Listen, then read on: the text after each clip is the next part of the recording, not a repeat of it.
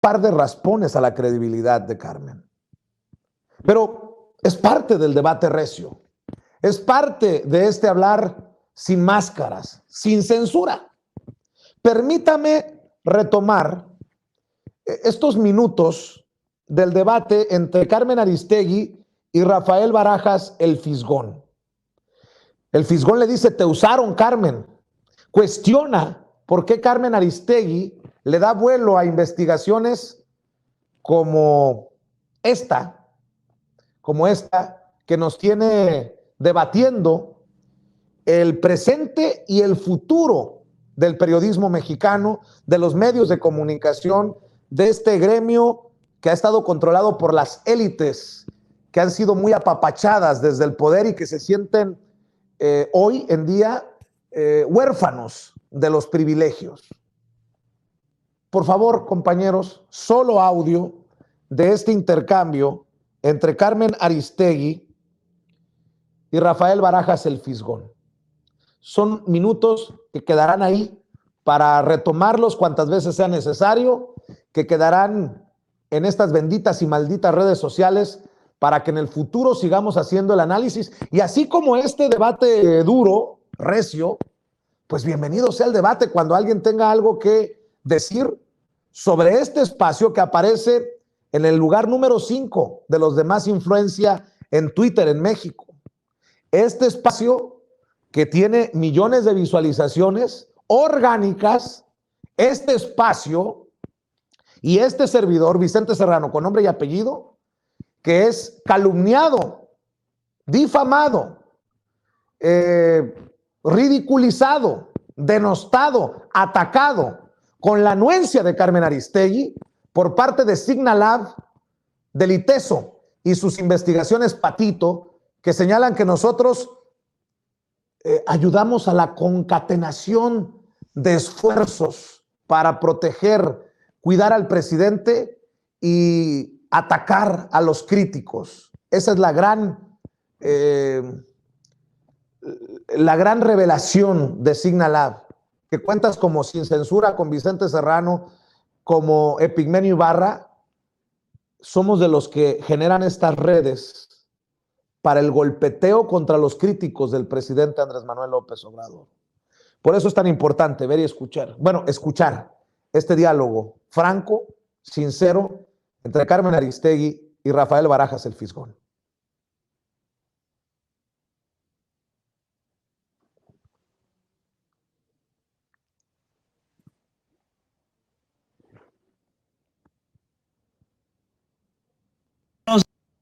Días, es un gusto estar aquí contigo y pues sí, yo creo que estamos viviendo un momento muy interesante. Yo te recuerdo que cuando inició el sexenio, nosotros hablamos de que al igual que había ocurrido en Brasil, al igual que había ocurrido en Ecuador, al igual que ocurrió en Argentina, se podría estar utilizando en nuestro país una estrategia de golpeteo mediático, que es lo que ya se utiliza en estos tiempos para derrocar a gobiernos que no son afines a al régimen neoliberal global que está centrado en Washington. Y yo estoy convencido de que estamos ahorita ante una embestida, ante una nueva formulación de esta estrategia. Yo creo que el término de golpe blando es un término inexacto.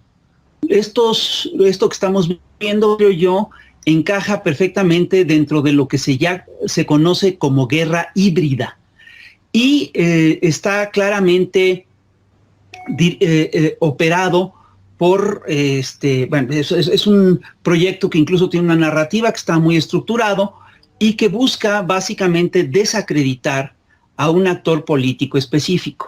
Si nosotros revisamos lo que el panorama de medios que tenemos, vamos a ver que desde hace tiempo México, al igual que los demás países de América Latina, tiene una serie de consorcios mediáticos que son los que dictan la agenda. Si tú te vas a Brasil, vas a ver que quien dicta la agenda es O Globo. Si te vas a Argentina, vas a ver que es el Clarín. Si te vas a Chile, verás que es el Mercurio. Y en México son claramente los medios televisivos grandes y sus adláteres, como lo parece ser Latinus.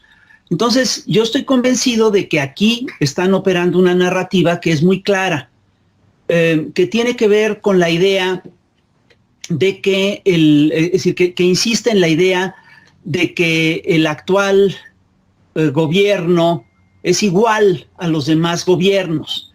Esta estrategia es curiosa porque se monta de manera muy clara en una cosa que ya se incrustó en la población mexicana, que es la idea de que todos son iguales y tal. Entonces, a mí me llama la atención que se está, por ejemplo, queriendo construir la idea, y con falsedades, la idea de que este gobierno tiene sus hermanos Briviesca, que tiene su propia Casa Blanca, su empresa IGA, etcétera. Sin embargo, como bien tú señalaste en un video que subiste, es decir, es claro que estos reportajes no tienen en realidad fundamento, carecen de profundidad. Es decir, una cosa era el reportaje que tú hiciste sobre la Casa Blanca y otra cosa es muy distinta, es el reportaje sobre la Casa de Houston.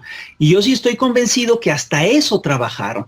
Para, digamos, quien está operando esto, era importante que tú, Carmen Aristegui, pusieras el tema en tu espacio. Y me parece que esto pues fue un error, porque no es lo mismo el reportaje de la Casa Blanca, que era un reportaje muy documentado, que el reportaje sobre la Casa de Houston, que ya incluso se ha ido desmintiendo poco a poco. Ahora, es curioso porque la estrategia que se sigue es muy clara. Es decir, no importa que el reportaje sea falso, no importa que esté mal planteado, no importa que sea una mentira. Lo que importa es mantener el debate y mantener esta idea en el aire. Entonces dicen, bueno, no, ya salió lo de la, bueno, ya se desmintió lo de la Casa Blanca, pero salió lo de un primo, de un tío, perdón. Todo esto forma parte de una estrategia de desinformación. Y lo que está en juego es muy interesante y creo que es importante porque tiene que ver con el gran debate que se tiene que dar en México y en América Latina alrededor de la información, alrededor de los consorcios mediáticos. ¿Cómo es posible que los consorcios mediáticos, que efectivamente son una concesión, cómo es posible que estos consorcios mediáticos tengan el poder que tienen, tengan la fuerza que tienen? Y en este sentido, pues yo sí creo, con toda honestidad, que sí es muy importante el debate sobre el dinero.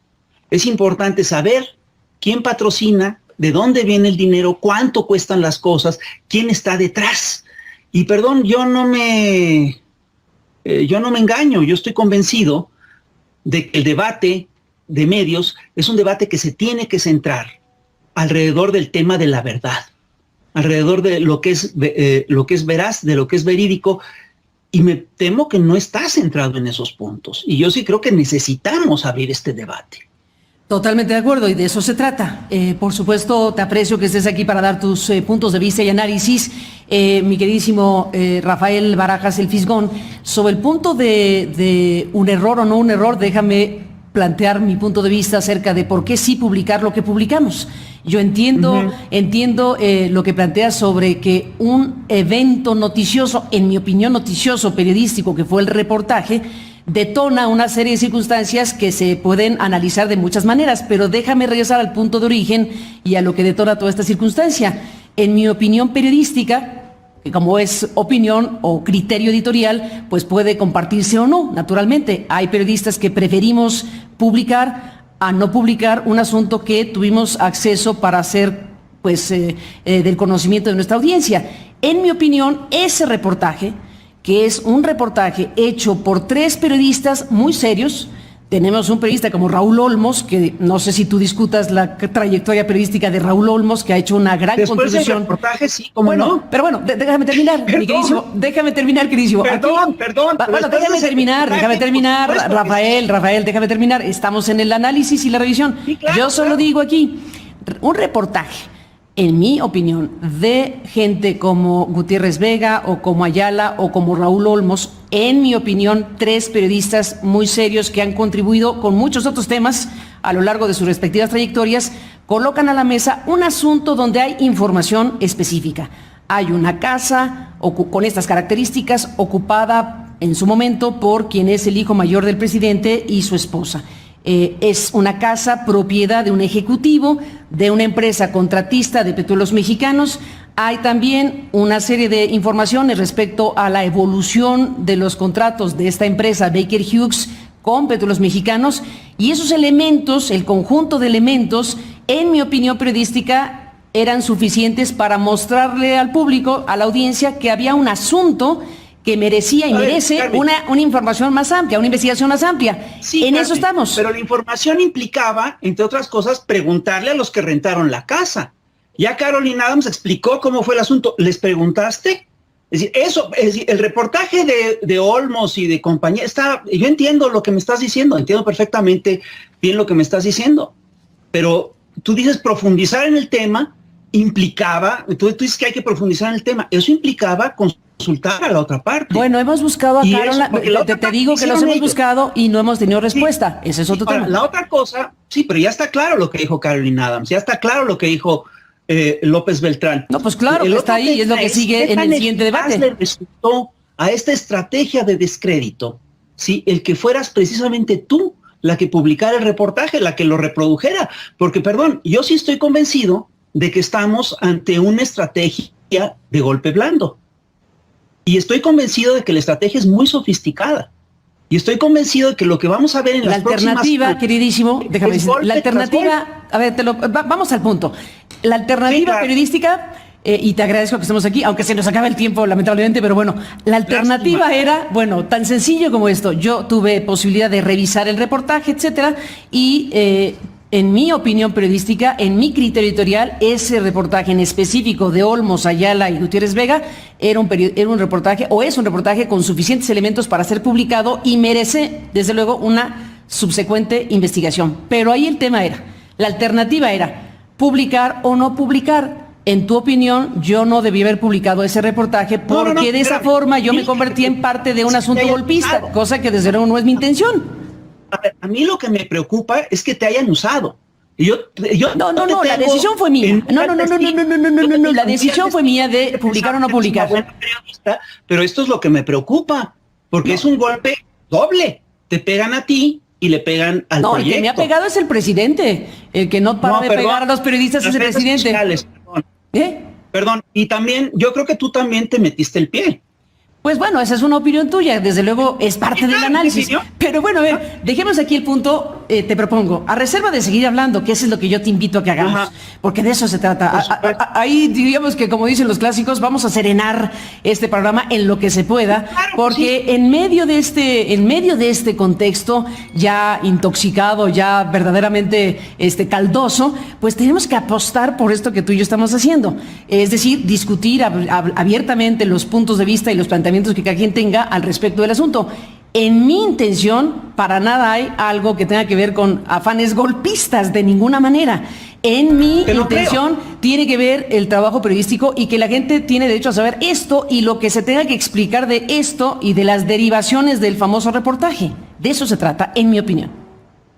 Y también se trata de saber cómo funcionan los medios. De acuerdo, y también se trata de saber cuáles son las lógicas dominantes dentro de los medios mexicanos. Y aquí hay un problema que es muy serio. Es decir, parece increíble que haya pasado un segundo o tercer plano el tema del dinero con el que se patrocinan estas cosas. Es decir, no es un problema no es un problema que no le importe a la opinión pública. Le tiene que importar a la opinión pública quién paga los reportajes y por qué y para qué los paga.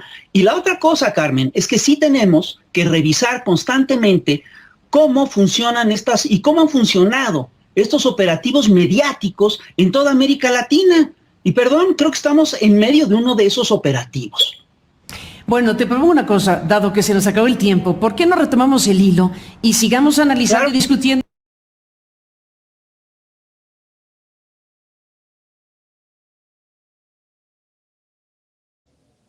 Bueno, pues ahí está parte, de este debate que tiene que continuar. Vaya forma de Rafael Barajas el Fisgón, quien nos va a acompañar en unos minutos aquí en Sin Censura, de decirle a Carmen Aristegui sus verdades. Totalmente, ¿eh? Fuerte, fortísimo este debate. Y como estamos en el quién es quién, se soltaron los demonios.